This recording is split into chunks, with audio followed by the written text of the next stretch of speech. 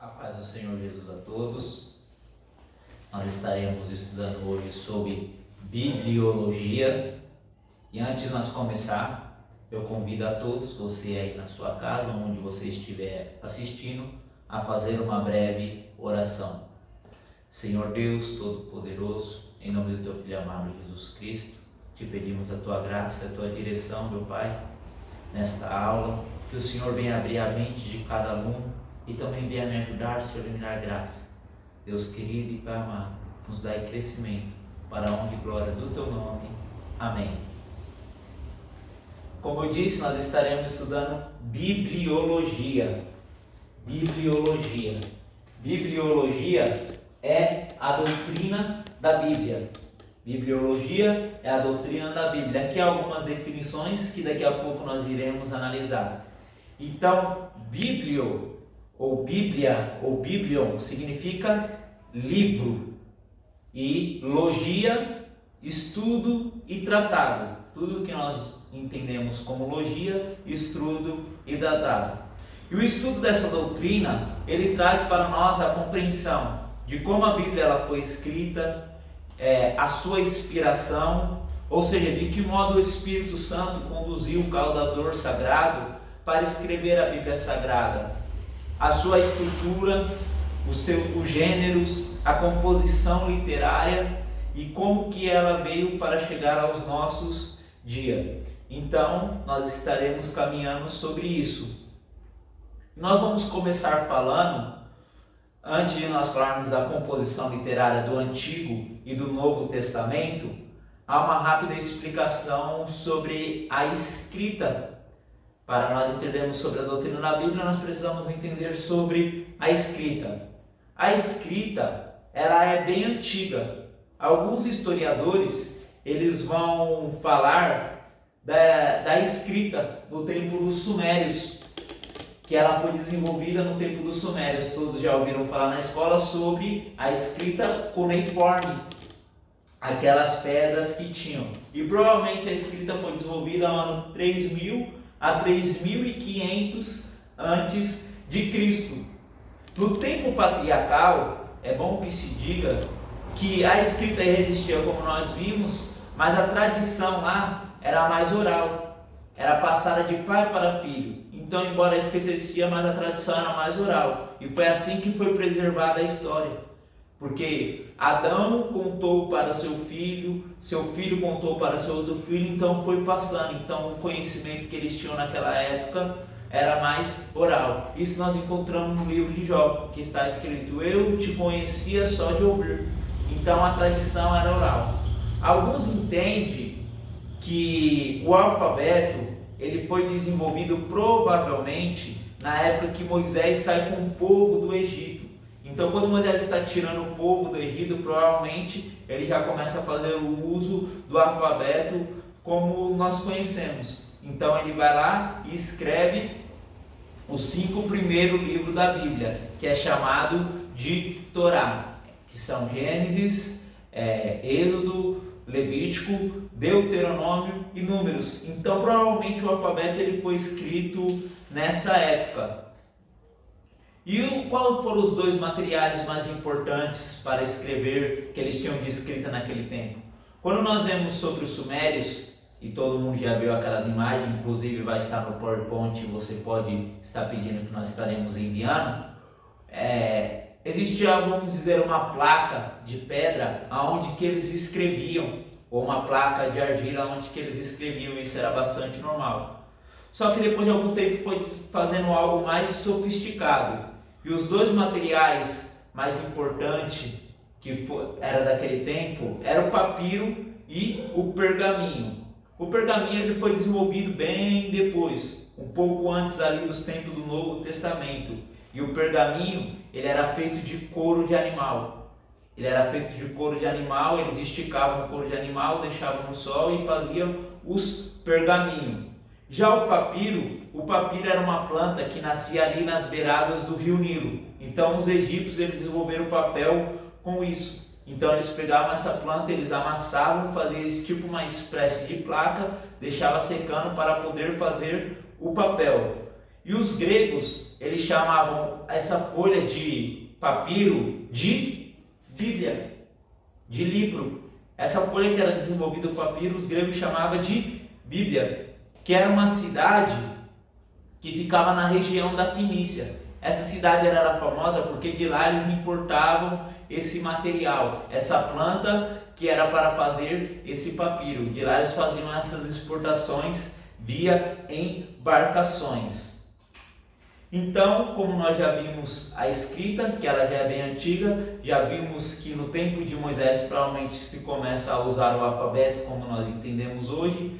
Vimos os materiais importantes que foram usados para escrever, que são o papiro e que são o pergaminho, e como que foi preservado as histórias até chegar Moisés, foi através da fala oral. Agora vamos entender um pouco sobre a palavra Bíblia, que nem nós vimos, era a folha de papel que os gregos chamavam, que os egípcios usavam para fabricar.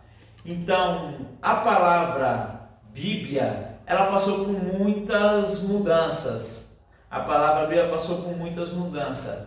Ela se originou com o sentido de Bíblia, que nem nós já falamos, ou seja, livro. E nós encontramos na Bíblia, porque quando nós encontramos essa palavra livro na Bíblia, isso está em Apocalipse, capítulo 5, versículo 1, eu estarei lendo, você confira aí na sua casa, nós vamos ver que nós encontramos a palavra livro. Está escrito: vi na destra do que estava sentado sobre o trono um livro. Se nós for no texto grego, nós vamos encontrar Biblion, tronós, Biblion, ou seja, no trono a Bíblia, na destra do que estava no trono a Bíblia. Mas nós não devemos entender, quando a Bíblia fala de livro, de um livro como que nós temos hoje. Porque quando está falando aqui de livro, está falando de um pergaminho. O contexto vai mostrar que foi aberto os selos e foi tirado. Então, quando a Bíblia fala de livro, está falando provavelmente de pergaminho, porque os livros que nós temos no modo de hoje, ele só vai começar a aparecer algumas das características no segundo século, que é chamado de códex.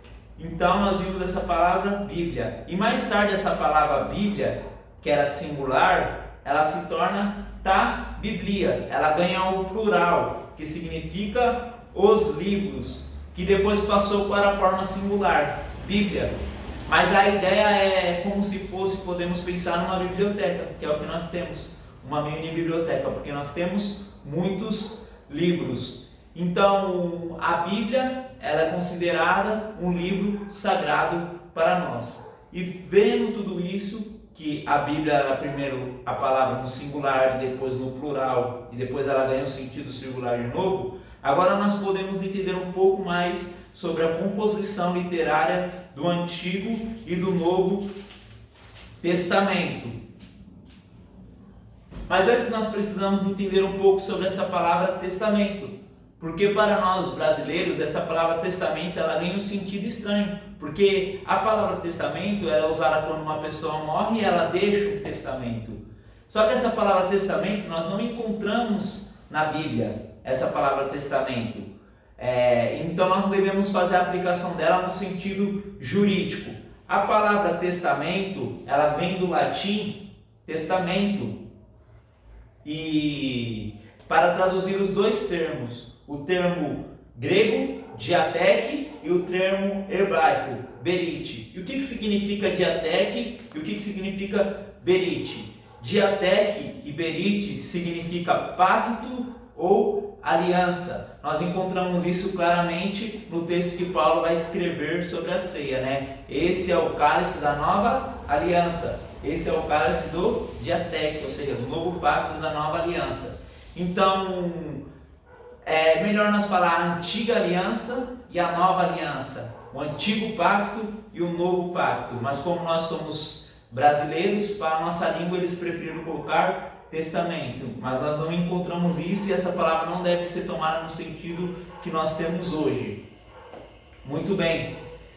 E antes nós vemos a composição literária do Antigo e do Novo Testamento, como nós temos hoje, nós vamos dar uma olhada para o povo judeu. Os judeus, eles têm o Antigo Testamento, ou Antigo Pacto, dividido em três formas: a lei, os salmos e os profetas. Eu vou estar abrindo aqui em Lucas capítulo 24, versículo 44, nós vamos encontrar a divisão do Antigo Testamento para os judeus. Os judeus, eles não acreditam no Novo Testamento. E eles dividem o Antigo Testamento em três partes: lei, salmos e profetas. Jesus, como nós sabemos, ele era judeu. Está escrito aqui: depois ele disse: são estas palavras que vos falei, estando ainda convosco, que importa que se cumprisse tudo que de mim estava escrito na lei de Moisés, nos profetas e nos salmos. Então, nesse versículo, nós encontramos as três divisões: lei, salmos e profeta. Era assim que os judeus dividiam o antigo pacto, a antiga aliança, o Antigo Testamento, que era o que eles tinham de palavra de Deus. E qual que é a diferença do Antigo Testamento dos judeus para os nossos? Na verdade, só é na forma de organização. Para nós temos o primeiro livro de Reis e o segundo livro de Reis, o primeiro livro de Samuel, o segundo livro do profeta Samuel, o primeiro livro das crônicas, o segundo livro das crônicas. Esdras e Neemias, para nós, no cristianismo, são dois livros diferentes. E os profetas menor, que são 12, nós temos também cada um livro diferente. Só que os judeus, eles têm ao contrário. Para eles, 1 e 2 Reis é um livro só.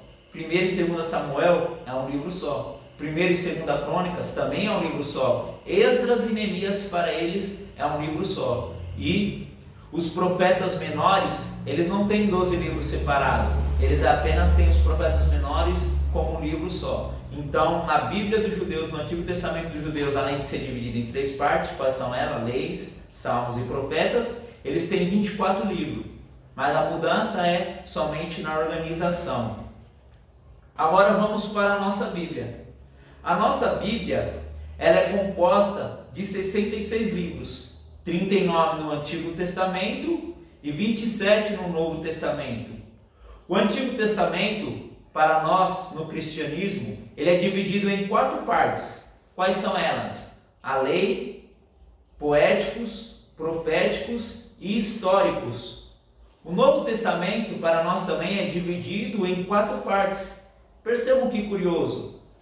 Os evangelhos, história, epístola e revelação ou profecia, que se trata do Apocalipse. É o único livro que nós temos profético no Novo Testamento, é o livro de Apocalipse. Portanto, essa é a composição literária que a igreja ela tem e a igreja ela adotou. E a Bíblia, ela foi escrita num período de 1500 anos de diferença. O primeiro autor escreveu no ano 1 e o outro vai escrever 1500 anos depois. E ela foi escrita por 40 autores diferentes, entre eles estadistas, profetas, pescadores, cobradores de impostos. Então Deus escolheu diversos homens e inspirou com seu espírito e os levou a escrever a Bíblia Sagrada. E é interessante que nós vemos que a Bíblia ela é a palavra de Deus, que no período de 1500 anos, 40 autores, que muitos deles não tiveram contato um com o escrito do outro, eles escreveram sobre o mesmo tema. É claro que nós sabemos que isso foi obra do Espírito Santo, não foi uma mera coincidência. Se nós lemos Gênesis capítulo 3, o versículo 15, está escrito algo interessante. Porém, inimizade entre ti e a mulher, entre a tua descendente e a sua descendência. Essa te ferirá a cabeça e tu lhe ferirá o calcanhar. E se nós abrirmos Apocalipse, capítulo 9, capítulo 5, versículo 9, está escrito: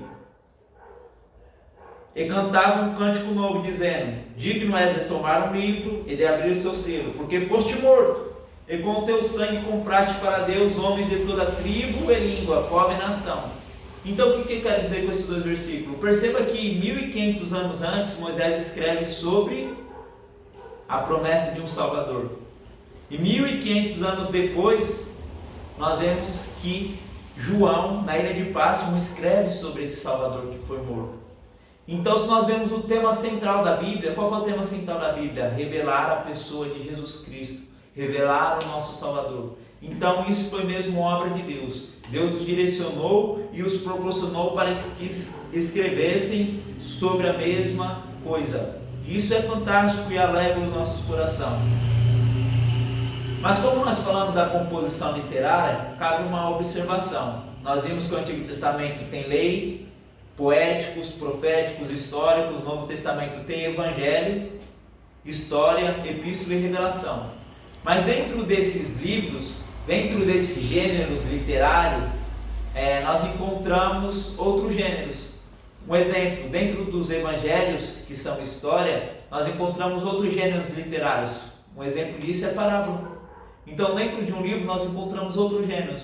Nós vemos no evangelho parábola, nós vemos no evangelho narrativa, nós vemos no evangelho hino. Então, dentro de um livro pode conter outros gêneros literários. Isso somente a título de curiosidade para que todos venham perceber. Então, como que a Bíblia chegou até nós? A Bíblia ela foi preservada. Ela é o livro mais vendido do mundo. E por muitas vezes se levantaram reis tiranos, reis pagãos que tentaram acabar com a palavra de Deus. Mas Deus, o nosso Senhor, Ele preservou a sua palavra para que ela viesse chegar a tudo. E um dia chegará aos quatro cantos da terra. Então muitas vezes tentaram destruir, tentaram acabar a palavra de Deus, mas Deus sempre zerou e guardou. Porque a Bíblia provavelmente é um dos livros mais antigos que nós temos. E ela não possui erro nenhum. Muitos críticos, eles criticavam, falavam que o Antigo Testamento nós não poderíamos pôr crédito. Falavam que as profecias de Daniel, você não podia acreditar que Daniel escreveu antes de tudo que aconteceu. Porque era bastante improvável que uma pessoa tenha escrevido com detalhes impressionantes e as coisas aconteceram como ele escreveu. Um exemplo para que todos venham entender o que Daniel escreveu. Daniel viu alguns impérios que se levantaram. O Império Medo-Persa, com Ciro e Dário. Daniel viu o Império Grego, com Alexandre o Grande, todos devem conhecer isso. E Daniel viu o Império Romano, que se levantou após o Império Grego. E viu até o Império no final do Anticristo, que é o que nós estudaremos na última matéria, a escatologia. E muitos críticos falaram que ele não pode, eles provavelmente só escreveu isso depois, porque era improvável que eles escrevessem antes desse período. Só que o que acontece no ano de 1948? No ano de 1948, numa cidadezinha chamada Qumran, provavelmente você já deve ter escutado sobre isso, um pastor ele estava passando com as suas ovelhas, um pastor do deserto, e uma das suas ovelhas conta a história que se perde. E ele começa a procurar ela, ele pega uma pedrinha e taca. Quando ele taca essa pedra, ele escuta um barulho de jarros quebrando. E ele acha isso bastante estranho. Então, quando ele chega numa caverna, ele vê que tinha um jarro quebrado. E ele vê que tinha muitos outros jarros. E o que ele faz? Ele abre esses jarros. Quando ele abre esses jarros, ele se depara com muitos pergaminhos. Só como ele era um pastor do deserto, ele não conhecia, ele não sabia a importância que isso tinha. Então ele pegou algum daqueles rolos, colocou debaixo do braço, foi à cidade e vendeu para ganhar algum dinheiro. E por obra de Deus, vieram alguns contrabandistas, também pegaram, contrabandearam alguns pergaminhos disso. E por obra de Deus, esses pergaminhos foram sendo vendidos. Até que caiu num jornal, aonde uma pessoa muito estudiosa, ela teve a notícia disso. Acharam alguns achados antigos. E ela foi até a cidade onde que era isso. E ela encontrou essa pessoa e conseguiu comprar alguns desses pergaminhos e resgatar tudo. E ela conseguiu chegar nessa caverna. Quando ela chegou nessa caverna, essa foi uma das maiores descobertas dos achados arqueológicos. Porque quando ele chega nessa caverna e ele acha o Antigo Testamento igualzinho o que nós temos. O livro de Isaías ele está escrito igualzinho o que nós temos. Então aí não tiveram como mais negar. Eu creio que ali era uma resposta de Deus, mostrando que Ele zelava pela Tua palavra. Porque tudo que nós temos no Antigo Testamento estava escrito ali, preservado pelo nosso Deus. Então eles tiveram que reconhecer que Daniel escreveu antes de todas aquelas profecias. E que tudo que o Antigo Testamento estava, nós poderíamos por confiabilidade. mas é importante que se diga que os originais nós não temos. É o que nós chamamos de autógrafo. O que são os autógrafos? Os autógrafos, eles são aquilo que provavelmente Pedro escreveu, que Mateus escreveu. Esse original nós não temos. O que nós temos? A cópia da cópia da cópia da cópia. Mas, irmão Alessandro, como que eu posso confiar? Muito simples. Eu trouxe aqui alguns materiais que nos remete àquilo que a Bíblia está. Um desses materiais que eu trouxe, isso aqui é do segundo século depois de Cristo. Se trata do Didaquê. Alguns falam que foi escrito no final do primeiro século e no começo do segundo século. Não se sabe a data certa, mas é muito próximo do tempo de Jesus. E se você ler ele é bem fininho, você vai ver que cita muitas vezes os evangelhos, igualzinho que nós temos na nossa Bíblia. E eu também trouxe aqui um dos pais da igreja. Esse livro aqui é do período da patrística, aqueles que vieram após. Então nós vamos ver também muitas citações da Bíblia, que igualzinho que nós temos. Nós temos diversas outras fontes, nós temos Agostinho, nós temos Tertuliano, nós temos Eusébio de Cesareia, que foi um historiador, nós temos Flávio Joséfo também, que foi um historiador que viveu naquele tempo, e eles todos fazem menção daquilo que nós temos. Então nós podemos confiar em tudo que está escrito, porque Deus revelou e preservou a sua palavra. E agora nós vamos entrar num ponto importante. Feito isso, entendendo a composição literária, e que dentro de um gênero literário nós conseguimos encontrar, podemos dizer, subgêneros, entre eles parábolas, narrativas e por aí vai. Entendemos a composição que o nosso Antigo Testamento tem 39 e o Novo 27 livros, e como Deus preservou tudo isso. E depois entendemos sobre que o original nós não temos. Nós temos a cópia das cópias das cópias. Mas agora nós vamos entender sobre a inspiração. Como se deu essa inspiração?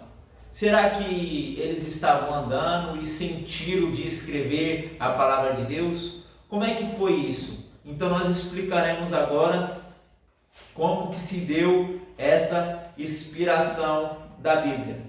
Nós cremos, e é importante fazer essa afirmação, que a Bíblia, ela é a palavra de Deus. Nós discordamos da ideia que a Bíblia, ela contém a palavra de Deus. Há uma classe de teólogos que eles falam que a Bíblia contém a palavra de Deus. Mas nós devemos descartar. Porque se a Bíblia contém a palavra de Deus, fica até meio estranho para nós fazermos uma análise daquilo que é e daquilo que não é a palavra de Deus. Talvez se eu concordasse com essa ideia, que é uma ideia herética, é uma heresia, para mim o que é palavra de Deus, talvez para você não é. Então fica a critério de cada pessoa, daquilo que é e que não é. Então nós cremos que a Bíblia ela não contém, mas ela é a palavra de Deus. Porque essa afirmação ela é muito estranha e é difícil até para explicar. Então a Bíblia ela é inspirada, ela é inerrante, ela é infalível palavra de Deus e ela não precisa ser atualizada. Vamos entender agora um pouco sobre a inerrância da Bíblia. O que seria a inerrância da Bíblia? Ou seja, que nenhum canto da Bíblia Sagrada você vai conter erros. É interessante que por muito tempo, alguns críticos, eles foram falar, tá vendo, a Bíblia conta histórias que não existem. Porque na Bíblia está narrando um povo hitita.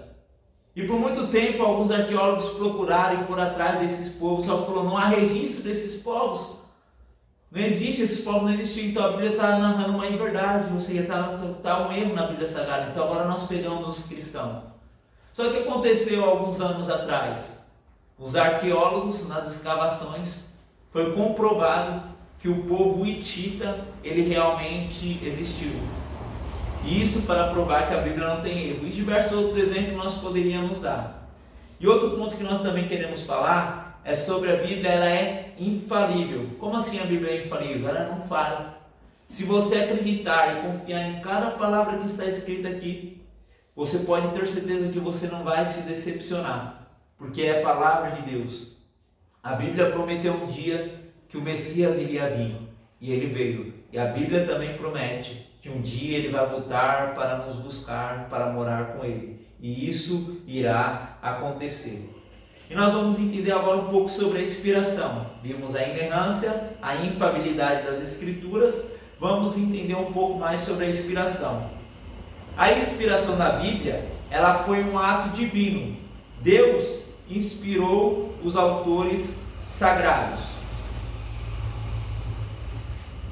Eu quero estar lendo em 2ª Epístola de Paulo a Timóteo, o capítulo 3, o versículo 16.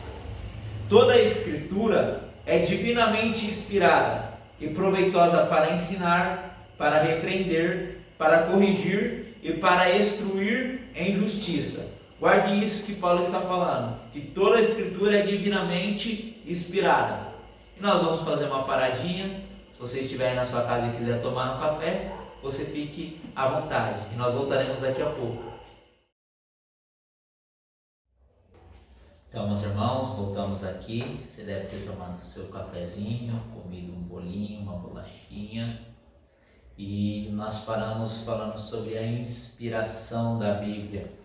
Nós vimos que nós discordamos da ideia de a Bíblia conter a palavra de Deus, mas nós afirmamos a ideia que a Bíblia é a palavra de Deus, inspirada, inerrante, infalível e não precisa ser atualizada. E agora nós vamos entender como é que foi a inspiração. Será que Pedro ele estava andando e eu vou escrever aqui a minha epístola, Mateus eu vou escrever o meu evangelho? Como foi isso? Como que Deus levou ele a escrever a Bíblia Sagrada? E nós lemos um texto que se encontra em 2 Timóteo, capítulo 3, o versículo 16, que está escrito que toda Escritura, 3:16, toda a Escritura é divinamente inspirada. Vamos ficar só com essa parte. Toda a Escritura é divinamente inspirada. No texto grego nós encontramos uma palavra aí muito importante. Esse é o texto áureo da bibliologia. Nunca esqueça esse texto.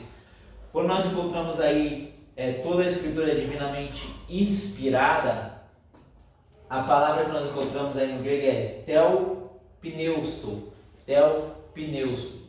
Theos significa Deus e pneusto vem de pneuma. O termo é muito grande. Nós vamos ver quando nós estivermos estudando sobre o Espírito Santo esse termo aqui melhor. Mas dentro desse versículo significa Deus soprou, ou seja, o sopro divino. Perceba que ele está falando? Toda a Escritura é divinamente inspirada, ou seja, é o sopro de Deus.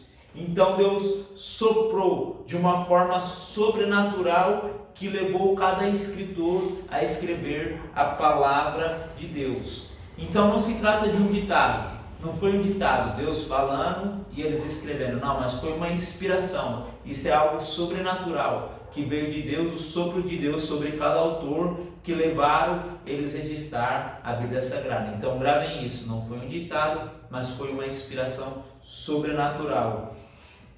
E eles fizeram isso de uma forma consciente. Não foi que eles receberam essa inspiração sobrenatural e depois falaram, nossa, o que eu fiz aqui? Não, eles fizeram isso de uma forma consciente. Eles sabiam que estavam escrevendo debaixo da inspiração de Deus. No Antigo Testamento, ou como nós vimos, podemos dizer melhor o Antigo Pacto, Aliança, nós encontramos a expressão, assim diz o Senhor, veio a palavra do Senhor ao profeta Jeremias e falou o Senhor.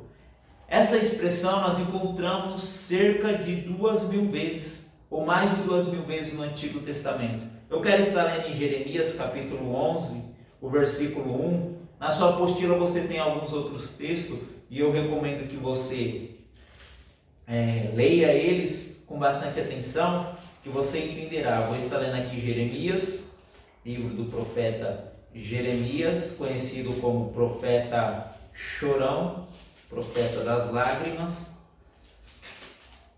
Jeremias capítulo 11, o versículo 1 está escrito algo interessante. A palavra que veio a Jeremias da onde? Da parte do Senhor. Perceba, a palavra veio da onde? Da parte do Senhor. Então o próprio Jeremias, ele tinha consciência daquilo que ele estava escrevendo, veio da parte do Senhor. Então nós vamos encontrar muito assim no Antigo Testamento. E veio a palavra do Senhor, assim diz o Senhor. Ou seja, então essa inspiração não fez que ele escrevesse de uma forma inconsciente, mas de uma forma consciente. eles sabiam o que estavam escrevendo. Eu também quero estar lendo aqui em 2ª Epístola de Pedro, o capítulo 1, versículo 20 e o versículo 21. A Epístola de Pedro é considerada como uma epístola universal. Por que uma epístola universal ou geral? Porque ela não foi endereçada para uma pessoa ou para uma igreja em si. Eu quero estar lendo aqui, está escrito assim: sabendo primeiramente isto, que nenhuma profecia da Escritura é de particular interpretação. Isso aqui é importante. O que Pedro está falando? Ou seja, nenhuma parte, nenhuma profecia não é de particular interpretação. Ou seja, ele está falando, aquilo que eu escrevi não é de mim mesmo, aquilo que Moisés escreveu não é dele mesmo, aquilo que Jeremias escreveu não é dele mesmo, ou seja, não é de particular interpretação. Ele continua, porque a profecia nunca foi produzida por vontade de homens. Ou seja, ele está falando, nós não estamos colocando a nossa vontade, não é aquilo que eu quero que eu estou colocando. E isso é bastante interessante, porque talvez se fosse da vontade de Pedro escrever, ou se fosse da vontade de qualquer autor escrever, talvez eles não iam registrar os seus erros. Isso na Bíblia é maravilhoso, porque a Bíblia não esconde o erro de ninguém.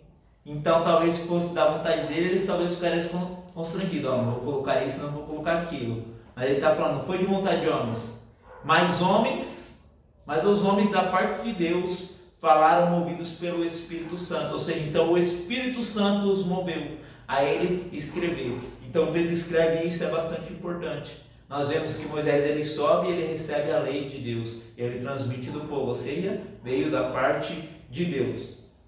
Então não foi algo inconsciente, mas foi algo consciente e algo racional. E como nós falamos que a Bíblia é inerrante, e nós vimos algum exemplo, quando nós vamos para o livro de Macabeus, que nós vamos dar uma diferença entre a Bíblia católica e a Bíblia protestante, no livro de Macabeus está escrito assim, no 2º livro de Macabeus, no capítulo 15, versículo 38, você pode consultar na internet se você não tiver uma Bíblia católica, está escrito, ele está falando, eu fiz o melhor que pude, se tiver algum erro, foi o melhor que eu pude. Então na Bíblia nós nunca vamos encontrar isso, mostrando que esse já é um livro duvidoso. Na Bíblia nós vamos encontrar essa afirmação, nós vamos encontrar assim diz o Senhor. É onde que nós podemos confiar na Bíblia. Então, portanto, nós cremos na revelação plenária e verbal da Bíblia Sagrada. O que seria isso, revelação plenária e verbal da Bíblia Sagrada? Revelação plenária significa que a Bíblia de Gênesis ao Apocalipse foi totalmente inspirada pelo Espírito Santo. Lembra que eu disse que alguns teólogos vão falar que a Bíblia ela contém a palavra de Deus? Porque eles vão falar que algumas partes não foram escritas de homem. E nós vimos que Pedro está falando, nenhuma parte da Escritura foi escrita por vontade de homem, mas pelo Espírito Santo. Ou seja, então a Bíblia de Gênesis e Apocalipse, ou seja, revelação plenária. E por que também revelação verbal? Ou seja, a revelação verbal é que Deus conduziu, além de inspirar os autores sagrados, mas os conduziu até nas gramáticas e o orientou para que não viesse ter erro. Então até a gramática, a forma que a Bíblia está escrita, a sintaxe e tudo mais, ela foi orientada pelo Espírito Santo para que não viesse erro. Cada palavra que eles escreveram foi debaixo da orientação do Espírito Santo. Mas lembra, não foi um ditado, mas o Espírito Santo os orientou de uma forma sobrenatural. Deus soprou, Theopneustos. Mas aí fica uma questão. Se a Bíblia é a palavra de Deus, por que nós encontramos falas de Satanás?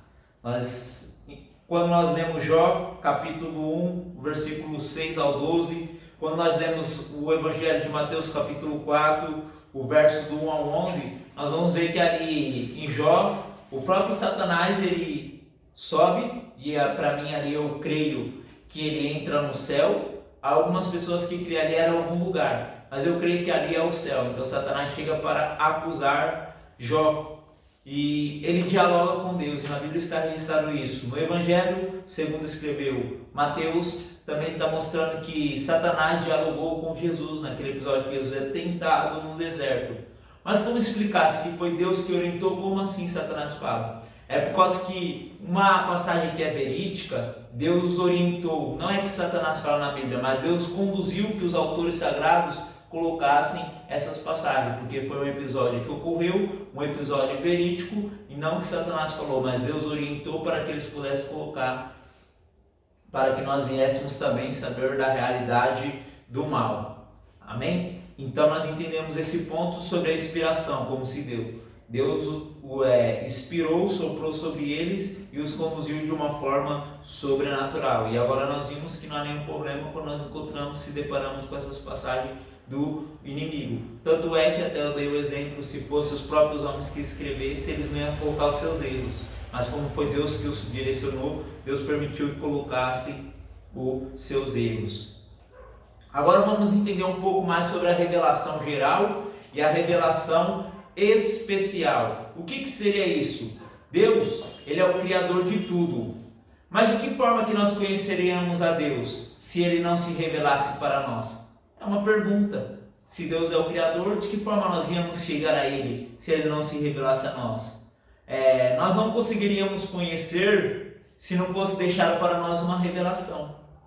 Então, nós podemos pensar sobre esse ponto, sobre duas coisas importantes, a revelação geral e a revelação especial. Primeiro vamos explicar o que seria a revelação geral. A revelação geral é que alguns irmãos vão chamar de a Bíblia não escrita. A Bíblia não escrita. Eu já ouvi até uma vez um pastor falar que existem duas Bíblias. A Bíblia escrita e a Bíblia desenhada. E com isso ele falou que era a natureza. Essa Bíblia desenhada. Então, a revelação geral, ela está na natureza. O Salmo 19, o verso 1 está escrito: os céus revelam a sua grandeza e o firmamento anuncia as obras de sua mão. Ainda pensando sobre a revelação geral, nós vimos Salmo 119, Salmo 19, agora eu vou estar lendo aqui em Romanos, capítulo 1, versículos 19 e 20. Porquanto o que de Deus você pode conhecer, nele se manifestou, porque Deus o manifestou. Pois os seus atributos invisíveis, o seu eterno poder e divindade, são claramente vistos desde a criação do mundo, sendo percebidos mediante as coisas criadas, de modo que eles são inexcusáveis. Perceba que Paulo está falando que dá para conhecer Deus através da sua criação. Ele está falando, são claramente vistos desde a criação do mundo, sendo percebido mediante as coisas criadas, ou seja, o eterno poder e a divindade de Deus se revela na sua criação. Com isso nós entendemos sobre a revelação geral. Nós podemos dizer que quando nós olhamos para a criação, por trás dela há um Criador. E outra forma que nós podemos perceber sobre a revelação geral é a própria consciência. Ainda em Romanos, capítulo 2, versículo 15, está escrito assim: pois mostram a obra da lei escrita em seus corações, testificando juntamente a sua consciência e os seus pensamentos, quer os acusando, quer os defendendo. Algumas pessoas falam que quem te acusa é Satanás. A nossa mente também nos acusa. Não é errado falar isso, mas a nossa mente nos acusa. Porque quando nós fazemos algo errado, pisca uma luzinha na nossa mente que nós estamos fazendo errado. Ou seja, isso é o senso moral que todo ser humano tem. Mesmo aquelas pessoas que nunca ouviram do Evangelho, eles têm esse senso moral dentro dele. Logo, isso leva para um padrão de moral, para um padrão de certo e errado. E esse padrão é Deus. Então, outra forma de uma revelação geral é a consciência, que nos indica que nós estamos fazendo errado. Então, a revelação geral, agora vamos para a revelação especial. Como nós vimos a revelação geral, nós podemos ver na natureza e na consciência. Agora a revelação especial. Deus se revelou de duas formas especiais. A primeira foi assumindo a forma de homem. Filipenses capítulo 2, o verso 7, vai nos falar isso. Mas esvaziando a si mesmo, tomando a forma de servo, tornando-se semelhante aos homens. É o Deus que se fez carne. Então, uma das revelações especial foi Jesus Cristo. Foi o Filho. Jesus encarnou, porque Jesus é a expressão exata de Deus. Hebreus capítulo 1, versículo 2 e 3. Na sua apostila está aí do versículo 1 ao 3. Na sua casa você lê do versículo 1 ao 3. Aqui eu só estarei lendo esses dois versículos. Está escrito em Hebreus, O escritor aos Hebreus, alguns falam que é Paulo, outros falam que é Apolo. Nós não sabemos. Lá na eternidade, com certeza saberemos, mas é um autor desconhecido. Nesses últimos dias a nós falou pelo Filho, a quem constituiu herdeiro de todas as coisas, e por quem fez também o mundo, sendo ele resplendor da sua glória, perceba, e a expressa imagem de seu ser, ou seja, então o Filho é a expressão exata de Deus. Então, uma das formas especial que Deus se revelou foi através do Filho. E a outra forma especial que Deus se revelou foi a Bíblia Sagrada. Duas formas especiais, o Filho e a Bíblia Sagrada, porque toda a Escritura é divinamente inspirada. Então, são essas duas formas de revelação, geral e especial. E agora nós vamos entender a diferença da Bíblia protestante para a Bíblia católica. Você deve já ter se questionado por isso ou receber esse questionamento. Qual que é a diferença da Bíblia dos evangélicos para a Bíblia dos católicos? Quem está certo? Os evangélicos ou os católicos? Porque nós possuímos 66 livros na nossa Bíblia. E os católicos, eles possuem 73. E aí, quem está certo nessa história? Continuando a falar sobre a bibliologia, nós vimos a revelação geral e vimos a revelação especial. E agora nós vamos entender um pouco sobre a diferença da Bíblia católica para a Bíblia de nós, os protestantes. E antes de nós vermos essa diferença da Bíblia católica e da Bíblia protestante, nós vamos buscar quando os livros que estão inseridos na Bíblia católica apareceram. Vamos entender a palavra cânon e depois vamos ver como que a igreja no primeiro século reconheceu a Bíblia como nós tínhamos. Porque a igreja católica, a Bíblia dela era igual a nós. Mas nós vamos ver que bem depois é que eles adicionam esse livro. Mas antes disso nós precisamos entender a palavra cânon. A palavra cânon, ela significa regra ou vara de medir. E dentro do cristianismo, ela é considerada como a junção dos livros sagrados, ou seja, o cânon se refere à junção dos livros sagrados, a nossa Bíblia. Então, a palavra cânon, ela foi usada para isso.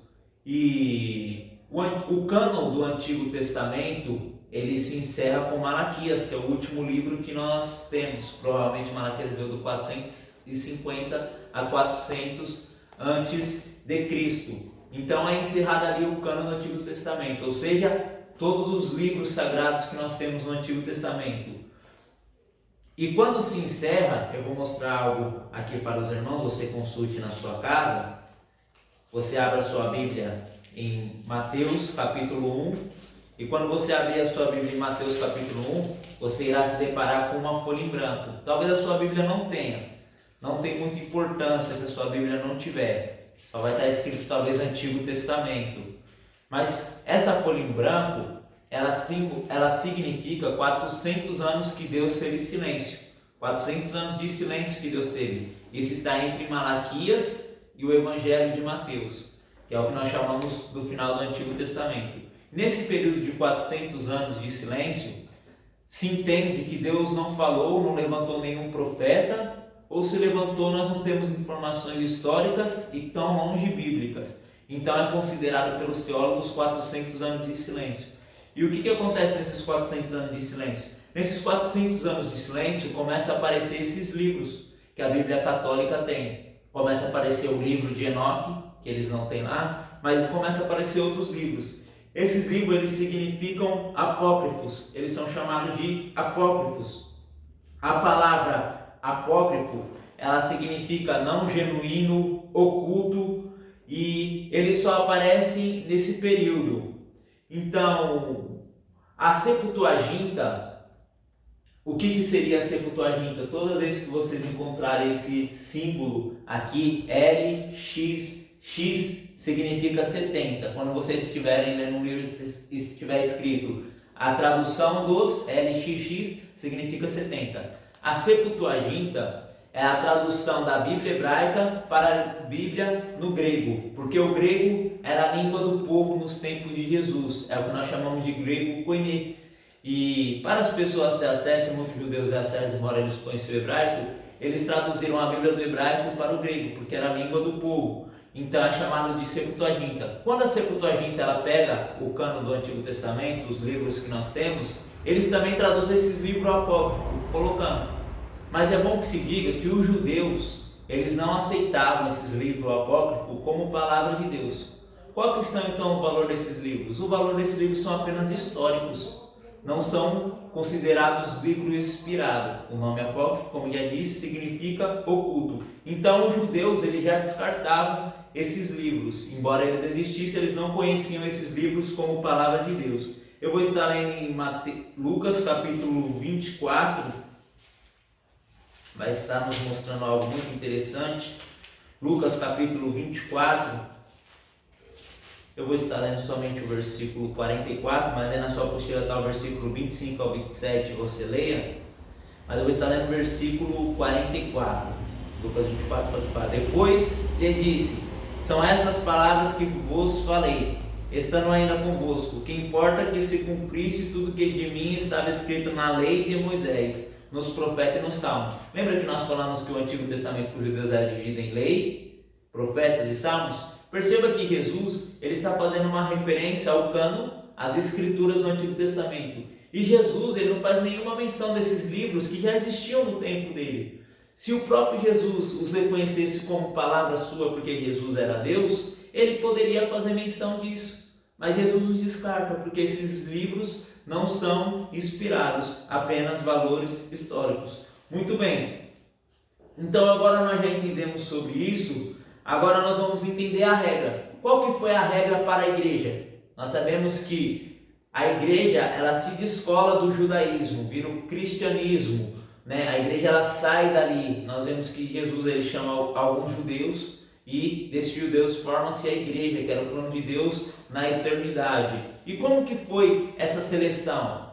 Você já deve ter escutado alguém falar: mas vocês colocam os livros que vocês querem e descartam os livros que você quer. Não foi bem assim. Teve uma seleção para poder reconhecer aquilo que era e aquilo que não era a palavra de Deus. Nós já entendemos sobre a inspiração, mas vamos entender agora como que a igreja fez para reconhecer. Qual que é o critério que a igreja fez para reconhecer? E um dos critérios para reconhecer os livros do Antigo Testamento, embora do Antigo Testamento não há nenhum questionamento, porque os judeus aceitaram como palavra de Deus, Jesus falou que era a palavra de Deus, então a igreja não teve nenhum problema. Mas qual era o critério do Antigo Testamento? O primeiro critério do Antigo Testamento para se reconhecer o que era a palavra de Deus e o que não era inspiração divina. Eu vou estar lendo aqui em Neemias, o capítulo 9, o versículo 30, inspiração. O Antigo Testamento, como é que foi feito? Primeiro, inspiração divina. Está escrito: não obstante, por muitos anos o aturaste e testemunhaste contra eles pelo teu Espírito, por intermédio dos teus profetas. Todavia eles não quiseram dar ouvido pelo que os entregaram nas mãos dos povos de outras terras. Perceba, pelo teu Espírito os profetas. Nós sabemos que os profetas eles foram inspirados pelo Espírito de Deus para trazer a palavra de Deus. Então, no Antigo Testamento, qual que é a regra para reconhecer os livros do Antigo Testamento com a palavra de Deus? Inspiração divina. Ainda mais em Zacarias,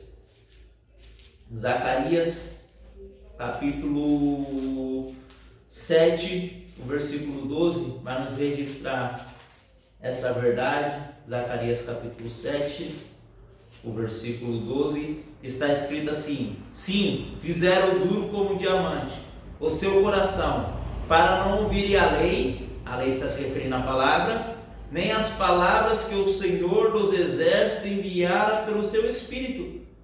E o versículo continua, mas eu quero passar aí. Perceba, não endurecer seu coração para a lei, para a palavra que o Senhor dos Exércitos enviara pelo seu Espírito, mostrando que eles estavam falando inspirados pelo Espírito Santo. Então esse foi um ponto para reconhecer no Antigo Testamento que isso era a palavra de Deus. E essas afirmações nós encontramos nesses livros apócrifos.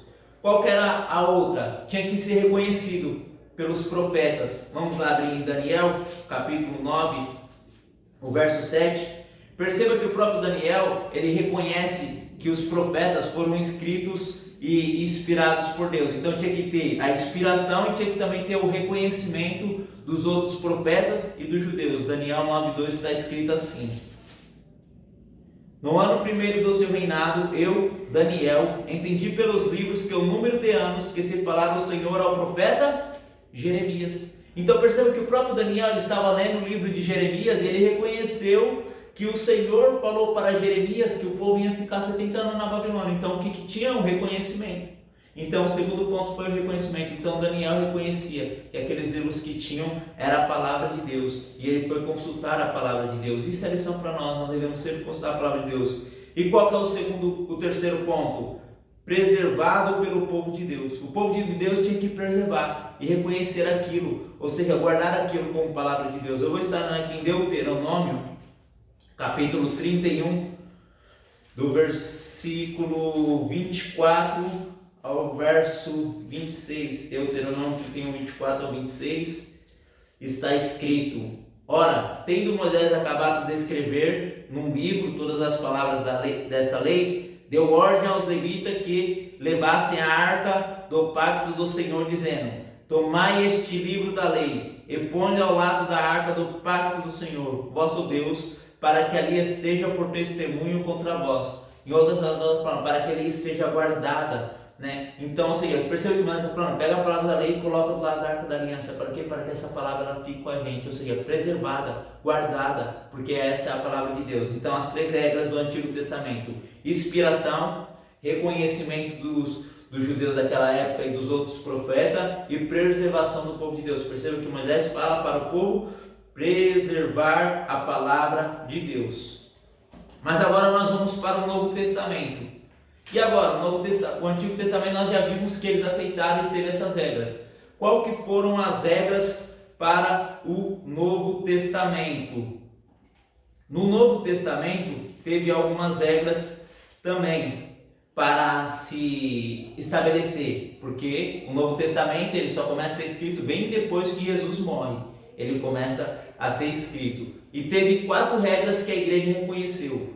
No 4º século depois de Cristo, já foi apresentado o Novo Testamento com os 27 livros igual nós temos hoje. Então perceba que no Antigo Testamento eles já não reconheceram aqueles livros apócrifos, agora vamos ver no Novo Testamento. Ou seja, tinha que ser escrito por um apóstolo. A primeira regra do Novo Testamento tinha que ser escrito por um apóstolo ou ter andado com um apóstolo. No caso Lucas, ele andou com um apóstolo, ele andou com o apóstolo Paulo. E quem foi os apóstolos que escreveram? Paulo escreveu suas cartas, Paulo era um apóstolo, ele foi chamado depois, naquele episódio que ele cai, Atos dos Apóstolos capítulo 9, Jesus aparece a ele. Ele fala que foi chamado como um abortivo, fora do tempo. Mateus era um apóstolo, Então, uma das regras, tinha que ser escrito por um apóstolo ou andar com o apóstolo, ou seja, tinha que ter autoridade apostólica para poder ser aceito como palavra de Deus. Tinha que ser lido em todas as igrejas. Tinha que ser lido em todas as igrejas, tido como inspirado. Eu vou estar lendo aqui em 2ª Epístola de Pedro, 2ª Epístola de Pedro, capítulo 3, o versículo 15 e o 16. Eu falei 16, 17, versículo 15 e o 16. Está escrito: e tende por salvação e longanimidade de nosso Senhor, como também o nosso amado irmão Paulo vos escreveu. Perceba? Segundo a sabedoria que foi dada, como também em todas as suas epístolas. Perceba que o apóstolo Pedro está falando que no tempo dele as epístolas de Paulo já circulavam nas suas epístolas, falando nelas acerca das coisas nas quais há pontos difíceis de entender, que em doutos inconstante torce, como fazem também as outras escrituras para a sua própria perdição. Ou seja, então perceba que as igrejas já liam a epístola de Paulo e era reconhecido. Então todas as igrejas tinha que ser lido em todas as igrejas. A terceira regra que precisava tinha que ter alguma ajuda espiritual, ou seja, tinha que ser uma ajuda necessária para a vida espiritual do ser humano, para a vida espiritual da igreja.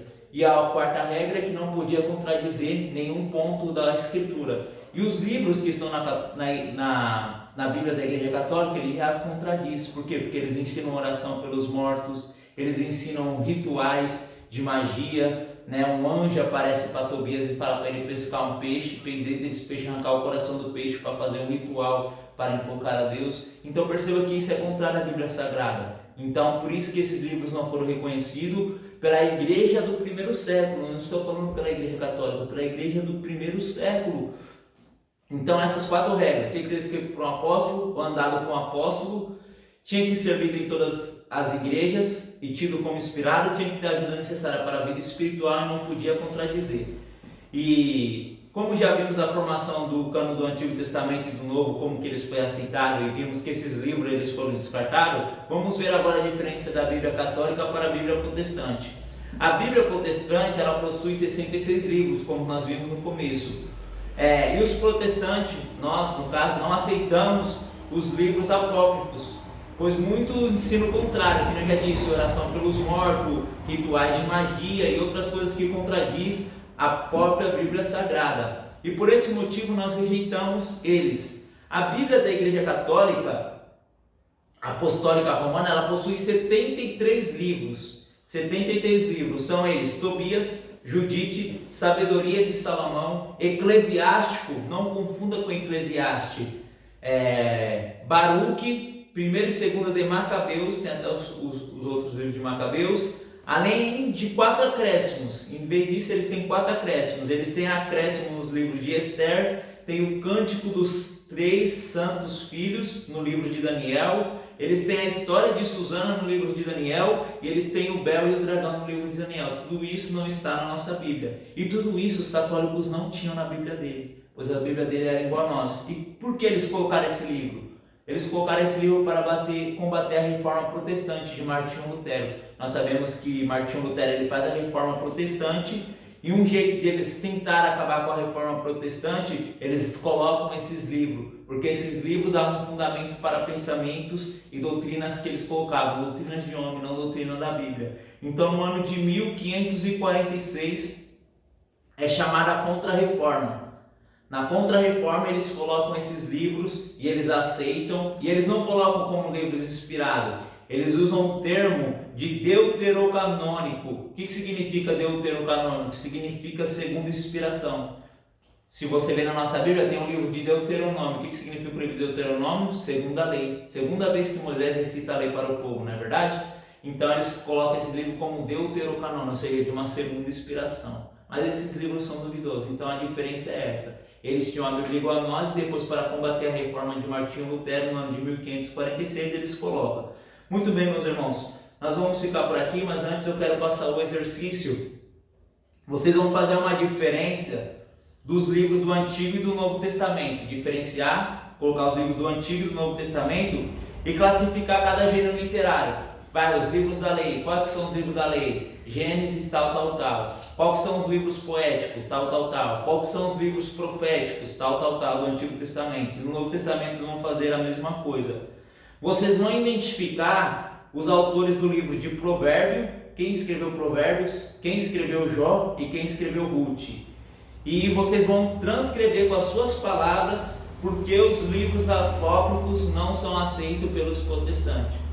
A minha oração e meu desejo é que Deus continue abençoando cada um de vocês. Leiam todo dia a Bíblia Sagrada, orem, busquem a Deus, porque eu tenho certeza que Deus tem grande coisa a realizar através da sua vida. Até o nosso próximo encontro e que Deus em Cristo Jesus os abençoe.